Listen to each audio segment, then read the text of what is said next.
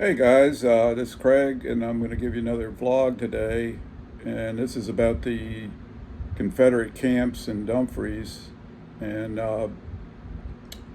it was 4th Texas, 5th Texas, uh, 18th Georgia, a number of other different groups that camped on this right between the area, mostly between Austin Run and Nabasco Creek. There was also colonial sites. Near the Fort Texas was the Wright House, which was an early colonial site that I dug a lot of really good stuff there. But uh, the Confederates, were in. This was early war camps, and the I found the Texas camp and the Wright House by myself, and Mike O'Donnell had been taking people to these camps, even friends of mine, and he was scared of me because I used to outdig all these guys, but the they started digging the 18th Georgia camp, and I heard about it from Howard, and I wanted to hunt the camp, but I had to get permission, and so Howard said that it was okay. Mike O'Donnell said it was okay for me to go up there and hunt, and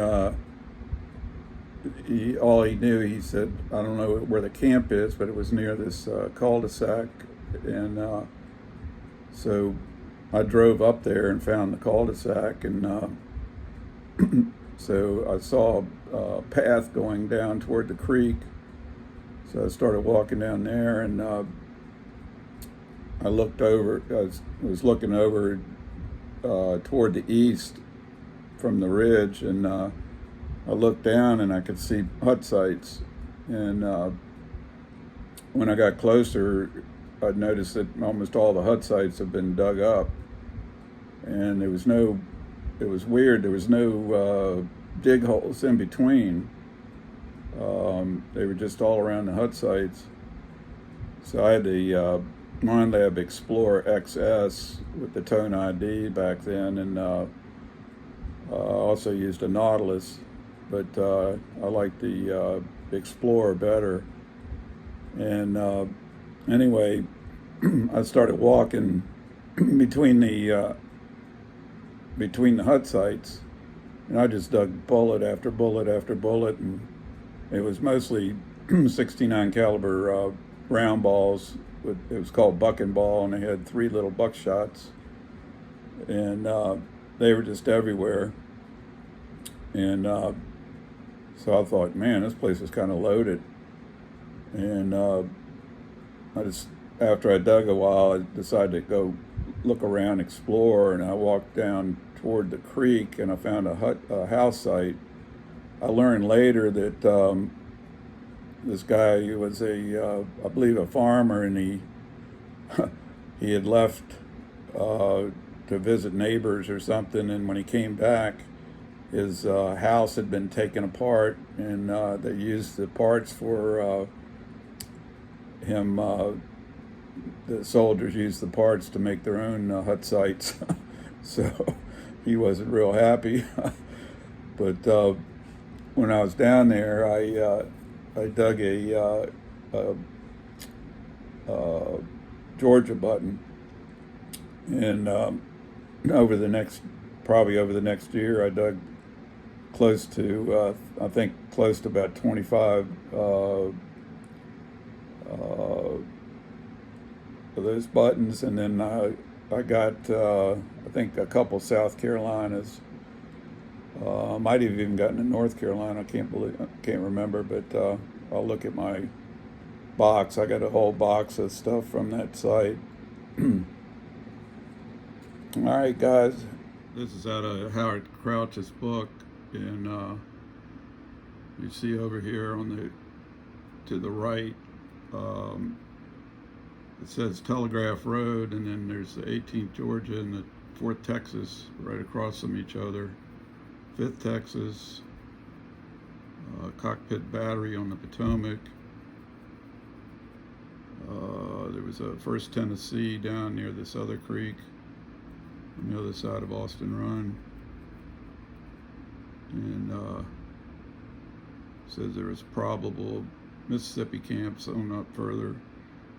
But I started off finding the 4th Texas camp using this map, and I noticed that the 18th Georgia was right across from there.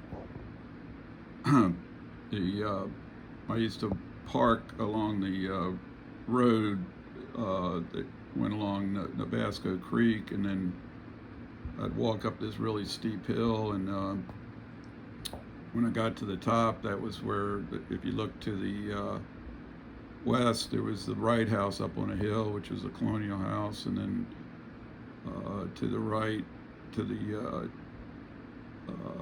the other way was the 4th Texas camp, and they had the Enfield rifles, and actually found Whitworth bullets, which was a sniper rifle bullet, but the only buttons they had supposedly were Royal or Texas, Republic of Texas buttons. But this is how I found the spots, and this is my box that of relics I found, and even found a few arrowheads in that area. Indians were all on those creeks, and this all came out of the 18th Georgia camp in the surrounding area. But they had the buck and ball, which was these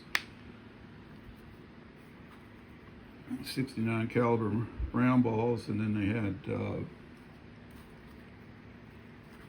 each one of them had a buck ball, so when they fired it, it would do a spread.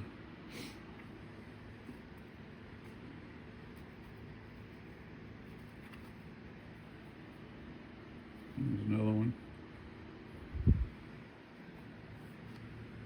I did find a few 3-ringers and some pistol bullets. There's 2 Gardners, 69 caliber 3-ringer, and a Sharps, 52 caliber Sharps. They had some these buttons in that camp. Here's some more. Now, this is interesting. The archaeologists had come into this camp and dug all over the place, and I kept walking down. I didn't want to disturb them, but I wanted to dig the camp, and after they did, they scraped the ground and stuff, and I was finding stuff, that they missed because they didn't use metal detectors. But this is a Georgia, probably an officer's button, some gold on it. Most of the Georgias were plain with no gilding.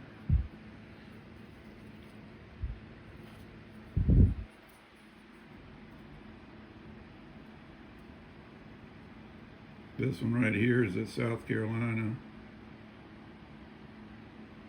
It's got some corrosion on it, but you can see the palmetto tree on it.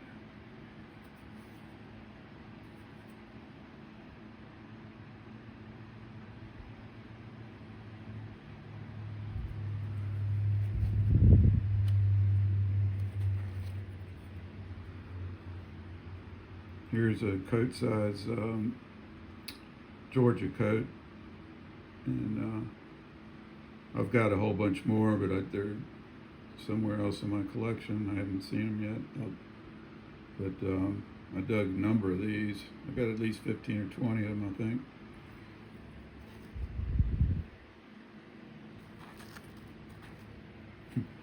Look at the size of this ball button. It's crazy. They had smaller ones also.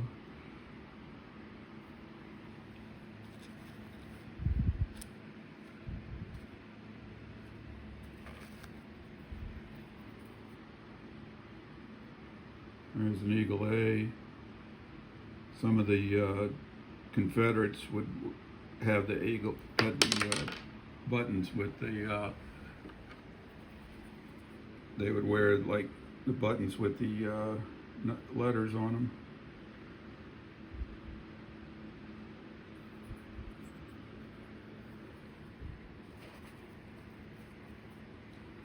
It's after the archaeologists had finished up, and I went back in and I was looking around, and I noticed there was I was walking, just doing a cleanup, seeing if I could find something, and I saw that there was this like half circle of rocks and bricks, and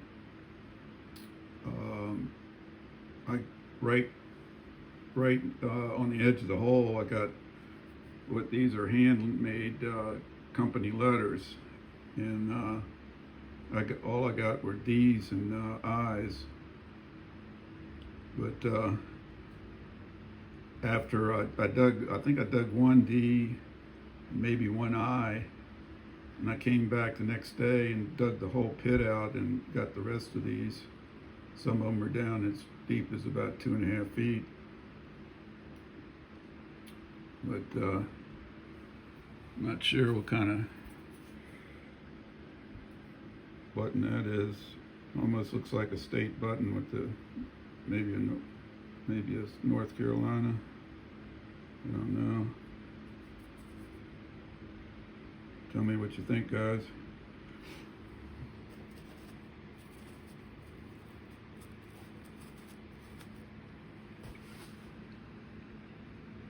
And got a few little buckles here.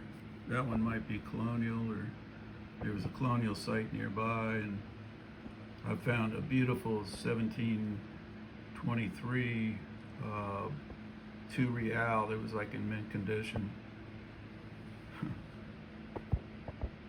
Also, if you went more toward Route 1, which back in the old days was called Gravelly Road, that was where George Washington's army and the French army marched down to Stafford to get on boats to go to the battle against Cornwallis in the last part of the Civil War. Here's a kind of a typical fork you find. They didn't have 3 prongs, they had 2. Thought that was pretty cool. And I got this key right near the house.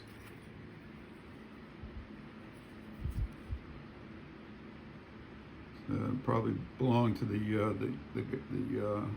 guy that had the little shack down there.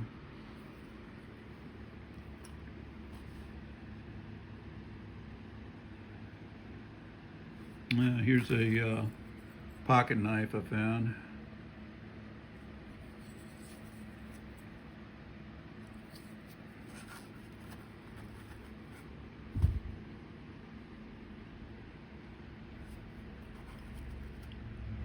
But yeah, it was a pretty cool camp.